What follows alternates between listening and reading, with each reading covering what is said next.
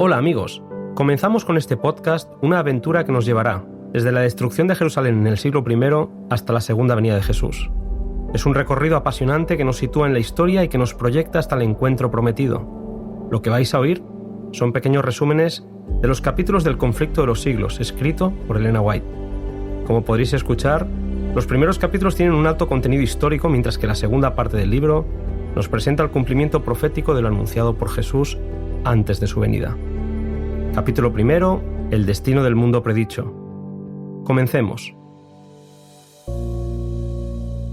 El primer capítulo del conflicto de los siglos comienza con la declaración de Jesús, registrada en el libro de Lucas, donde anuncia el próximo cumplimiento de la profecía de Daniel respecto a la destrucción de Jerusalén.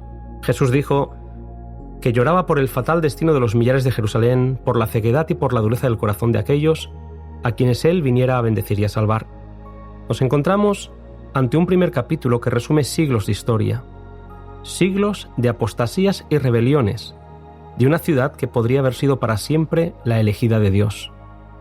A pesar de que Dios derramó todo el cielo en ese solo don, Jesús, que labró con esmero, podó y cuidó aquella viña que él mismo había plantado, ese amor fue despreciado, rechazados sus muy dulces consejos y ridiculizadas sus cariñosas amonestaciones. Jerusalén tenía los días contados, puesto que el único que podía librarla de su suerte fatal inminente había sido rechazado y crucificado. Se nos describen de forma dramática los sentimientos que Jesús tuvo por Jerusalén, que le hizo pensar en el rechazo que el mundo haría de su oferta de salvación. Anheló salvarlos a todos, pero muy pocos iban a acudir a él para tener vida eterna. Elena White exclamó: «Terrible ceguedad, extraña infatuación».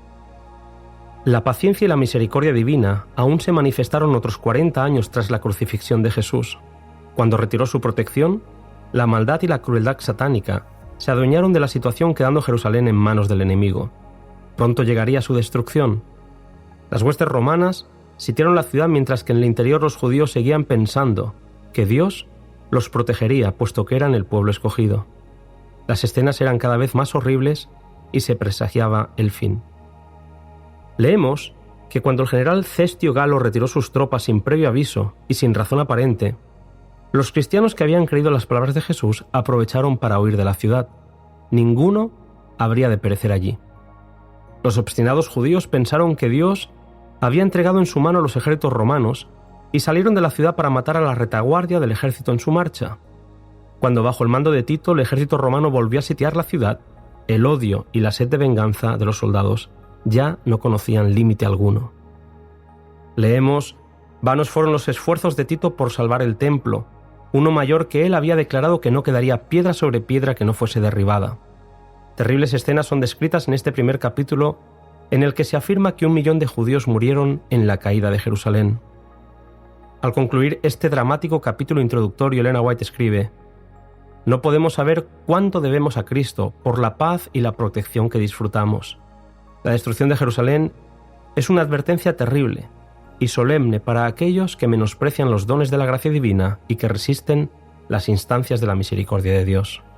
Se nos dice además que la profecía del Salvador respecto a Jerusalén tendrá otro cumplimiento, haciendo que lo que pasó en aquella ciudad no sea más que un pálido reflejo de lo que le espera a este mundo.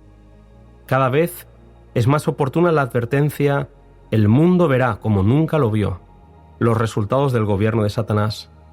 Y sin embargo, el mundo no está hoy más dispuesto a creer el mensaje dado para este tiempo de lo que estaba en los días de los judíos. Para los que sí hemos creído y confiamos en su promesa, sepamos que el pueblo de Dios será liberado, porque serán salvos todos aquellos cuyos nombres estén inscritos en el libro de la vida. Queridos amigos, hasta aquí la lectura o el resumen del primer capítulo. Nos encontramos en el siguiente, que lleva como título La fe de los mártires.